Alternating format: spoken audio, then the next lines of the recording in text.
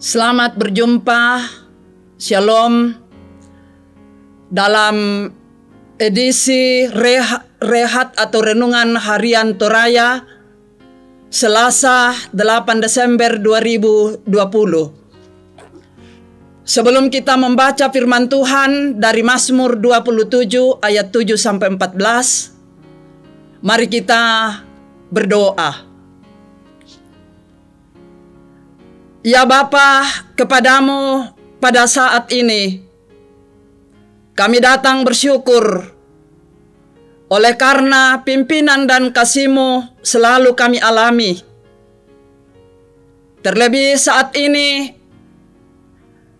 kami menyiapkan kehidupan kami untuk mendengarkan firman-Mu melalui renungan harian Toraya pada saat ini. Ya Roh Kudus, beri kami hikmat sehingga firman-Mu yang akan kami dengarkan boleh menjadi pedoman di dalam menjalani kehidupan yang Tuhan anugerahkan.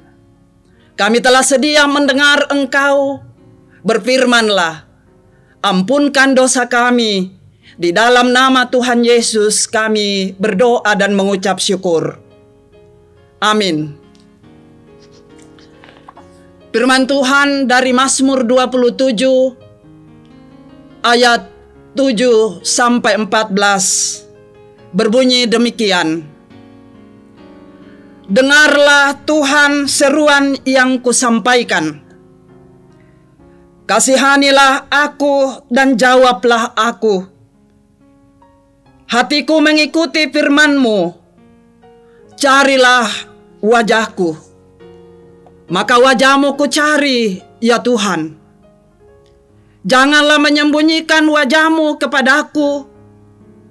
Janganlah menolak hamba-Mu ini dengan murka. Engkaulah pertolonganku.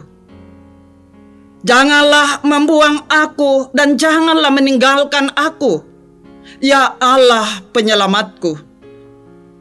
Sekalipun ayahku dan ibuku meninggalkan aku, namun Tuhan menyambut aku. Tunjukkanlah jalan-Mu kepadaku ya Tuhan, dan tuntunlah aku di jalan yang rata oleh sebab seteruku. Janganlah menyerahkan aku kepada nafsu lawanku, sebab telah bangkit menyerang aku saksi-saksi dusta dan orang-orang yang bernapaskan kelaliman. Sesungguhnya aku percaya akan melihat kebaikan Tuhan di negeri orang-orang yang hidup. Nantikanlah Tuhan, kuatkanlah dan teguhkanlah hatimu. Ya, nantikanlah Tuhan. Demikian firman Tuhan. Dari pembacaan ini diringkas dalam sebuah tema, nantikanlah Tuhan. Batulan bahasa Toraya tayani tupuang. Saudara, menanti merupakan salah satu tugas yang membosankan, sekaligus mengasihkan dan menegangkan. Pemahaman seperti itulah yang kita renungkan sepanjang minggu ini, bergumul dalam penantian. Apakah yang dinantikan hari ini? Nantikanlah Tuhan. Yang lainnya itu hanya memuaskan keinginan-keinginan sesaat dan bukan yang paling utama dan terpenting dalam hidup ini. Pemazmur melalui pergumulannya di hadapan Tuhan bermohon, kasihanilah dan jawablah aku. Di ayat 7 dan 8. Ternyata keluarga terdekat pun tidak selamanya dapat diandalkan. Ada yang sibuk mencari-cari kesalahan, bahkan ada yang mengkhianatinya. Dalam ayat 9 dan 10 pembacaan kita. Hebatnya Ia tidak melakukan pembalasan atas provokasi dan kampanye hitam mereka. Dia hanya mempercayakan diri kepada Tuhan, sebab dengan cara itu ia merasakan dan mengalami kenyamanan dan kedamaian. Ayat 11-13. Kita semua sudah cukup lama disibukkan mengejar banyak hal yang sesungguhnya tidak terlalu perlu dalam hidup ini. Mungkin sudah ada orang-orang terkasih yang telah dikorbankan. Mereka kehilangan perhatian dengan alasan demi kepentingan masa depan orang banyak.